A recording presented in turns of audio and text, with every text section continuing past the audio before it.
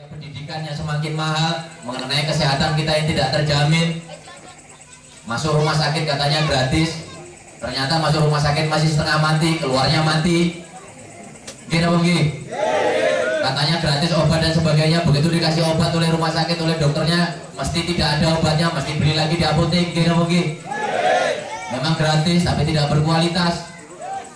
Masuk gratis tapi di dalam ruangan itu gulita, hanya kipas angin tua, tembok penuh dengan bercak-bercak, tempat tidur yang tidak mencukupi. Memang betul gratis. Semestinya kan pelayanan kita itu harus lebih baik dari segi kesehatan, bukan sekedar gratis, tapi harus berkualitas. Kenapa di rumah sakit umum itu selalu saya kritisin, Bapak Ibu sekalian, saya sering sidak ke sana, selaku anggota DPRD Kaltim, karena itu rumah sakit milik pemerintah provinsi. Kenapa di ruang teratai itu kok bagus-bagus, AC-nya bagus, tempat tidurnya bagus, dokternya spesialis. Begitu masuk yang keluarga menengah bawah, kelas mawar, itu tempat tidur bisa 8 sampai 12. Saya sering masuk ke sana Bapak Ibu sekalian, kadang-kadang jam 12 malam saya turun ke sana, saya tanya itu dengan para pasien-pasien yang rakyat miskin kita. Setiap hari selalu ada 3-4 orang tidak dapat tempat tidur, tidak dapat ruangan. Kenapa kok orang-orang kaya pada enak semua kalau sakit? Gini. Artinya bahwa kemudian anggaran kita tidak berpihak kepada rakyat menengah ke bawah, kepada rakyat miskin. Anggaran kita masih berpihak kepada orang-orang kaya. Sementara rumah sakit umum itu dibangun 100%, termasuk biaya operasionalnya itu sepenuhnya dari APBD. APBD itu apa? APBD adalah uang rakyat yang dikumpulkan oleh pemerintah berupa anggaran pendapatan belanja daerah. Kemudian pemerintah mengalokasikan anggaran itu kami Bapak Ibu sekalian. Makanya termasuk malam ini saya menyampaikan informasi, saya bersilaturahim dengan Bapak Ibu sekalian, menyampaikan tentang kewajiban dan hak Bapak Ibu sekalian. Kalau bicara kewajiban, Bapak Ibu sekalian sudah tahu. Setiap tahun Bapak Ibu kalau punya tanah, punya rumah wajib bayar PBB, kan betul ya? Pajak dikumpulkan oleh pemerintah. Kemudian STNK setiap setahun atau 5 tahun sekali ganti STNK. Bapak Ibu sekalian, kalau bapak-bapak merokok ada itu namanya cukai. Kita bayar pajak lagi, ada yang 12,5%, ada 15%, ada 35%. Yang itu semua diakumulasi kurang lebih APBN kita itu dari sisi pajak itu kurang lebih 900 triliun. Itu dari kita, apalagi kalau kita perokok Pak Ilyas ya. Dino-dino misal rokok 3 bungkus sepiro bayarin. Pajak 15.000 sampai 20.000 kalau kita hitung. Apalagi saya lihat Bapak jaket hitam dari tadi nggak berhenti merokoknya. Memang kalau ahli hisab seperti saya itu sehari 3 bungkus 4 bungkus Pak. Saya hitung itu kalau kita bayar pajak, kalau kita hitung dari merokok saja kurang lebih sehari itu 15.000.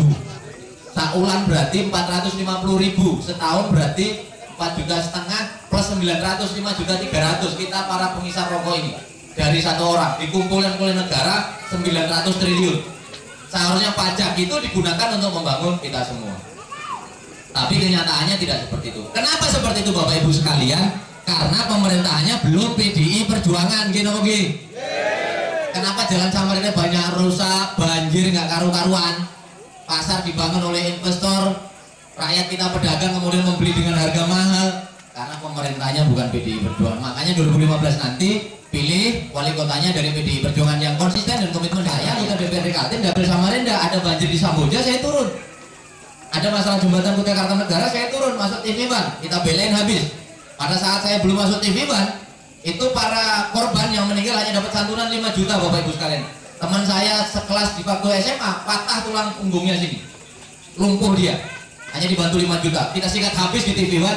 Saya pulang Samarinda mereka ada dikasih 100 juta, 125 juta, 150 juta. Walaupun itu juga tidak mengurangi rasa sedih mereka kehilangan anak tua. Nah, ke depan Bapak Ibu sekalian mohon, karena kami adalah wakil Bapak Ibu sekalian, saya tidak ngurus Bapak Ibu sekalian pada saat 2009 kemarin milih siapa.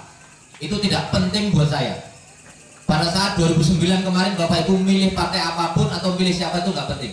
Begitu saya jadi anggota DPRD Kaltim, Bapak Ibu sekalian memiliki wakil yang namanya Sudarno. Jadi malam ini Bapak Ibu sekalian mohon apa-apa yang kira-kira bisa kita lakukan bersama-sama, kita gotong royong. Sebisa kami kita perjuangkan.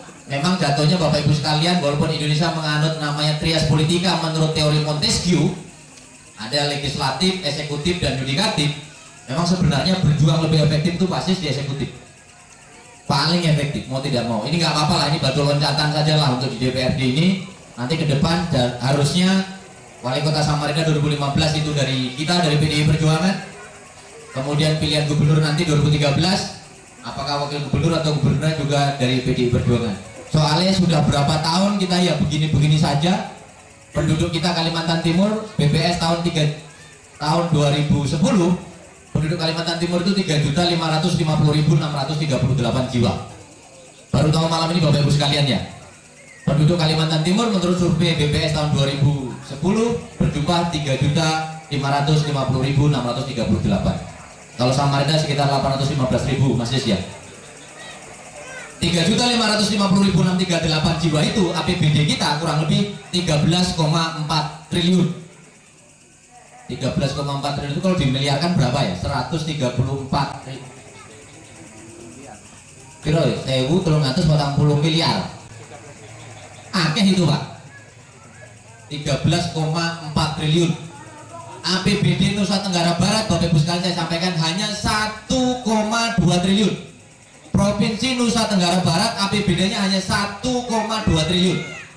Kalimantan Timur APBD-nya 13,4 triliun.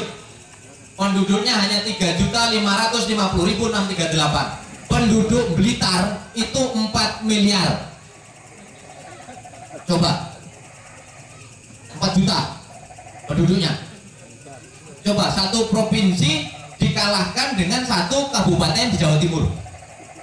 Penduduknya 4 juta, APBD-nya nggak nyampe 1 triliun rasanya.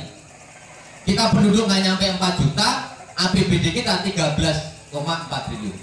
Penduduk miskin kita menurut survei BPS tahun 2011 itu berjumlah 254.000 orang. Sing kere, sing larat, sing ora iso apa-apa. Kenapa begitu Bapak Ibu sekalian? Karena pola kepemimpinan kita itu tidak rakyat. Pemimpin kita tidak tahu apa sebenarnya kebutuhan rakyat. Rakyat perlu obat gratis, perlu fasilitas rumah sakit bagus, perlu pendidikan gratis berkualitas. Pemerintahnya bangun gedung.